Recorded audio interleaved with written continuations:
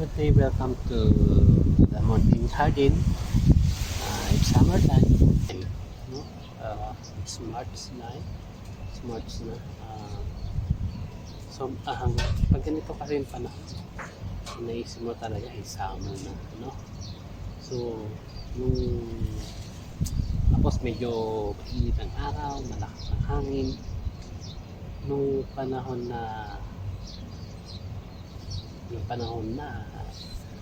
bata pa or nung panahon na kabataan ko, nag-ano kami either ang ginagawa ko na dito, nagkakayas na ako ng kawayan or napapatuyo ako ng kawayan. Bakit sabi ko ginagamit ang kawayan? Ginagamit ko kasi yun, gumagawa ko ng sanggola, gumagawa ko ng tiklag, ng landrina, minsan diipon,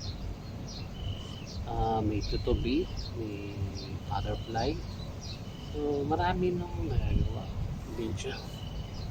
Maraming saranggola na magagawa sa probinsya. Yun. Tapos pag nabuo na namin yung ng saranggola, kalili pa rin namin yun. Hindi naman kasi matagal din buuhin yung isang saranggola. Halimbawa, gumawa ka ng ibon. Marami, pagkayas na time, yung time mo, kailangan mong gumuli yung time. Kasi, kailangan balance yung kayas mo, yung liit at laki. Kung kailan yung liliit, kailan yung lalaki. So, hindi basta-basta gumagawa ng saranggola. Yung mga nabibili niya yung saranggola, minsan yung iba, metal ang balayan or ginagamit nila. Metal kasi, doon kasi, parehas lang yun. So, malambot. Hindi katulad ng kawayan, kinakayas mo. Mayroong malambot, may matigas. Kung kaya makikita mo nga, hindi man sila, kahit mataas na sila, hindi man sila bumabagsak agad. Kasi nga, hindi malambot lahat. Yung may matigas, may malambot. Yung halimbawa sa dulo, lalambotan mo yun sa dulo. Kasi para pag mahangin na malakas, tutupi lang yun. Tutupi niya yung yun. Tutupi niya yun para yung hangin na malakas lalampas sa kanya. Pag hindi tatawag buo sa kanya. Yun. Yan ang natutuwa sa saranggola.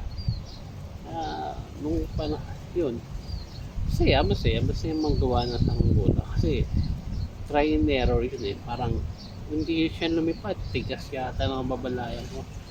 Iisipin mo kung paano mo ba saan mo malalagyan ng pabigat, saan kung lumambot ka man, ano bang dadagdag mo, gaano katigas yung dadagdag mo or gaano kalambot yung dadagdag mo, gaano kagaan yun.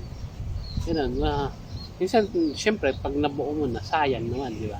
Kaya ang ginagawa namin, pinasapian lang namin ng isang kawayan. Kasi, yung kawayan na yun, sinapin namin, or sinaman namin, or inilagay uli namin, lilipad uli siya. Diba? Ganun po yun talaga. Sa sunod ko pong, titingnan po natin. Pag provincial lang yun pag nakauwi po ng province tatry po natin magpagawa or maggumawa ng saranggola. Marami pong salamat sa wala kang kwenta vlog. Thank you so much.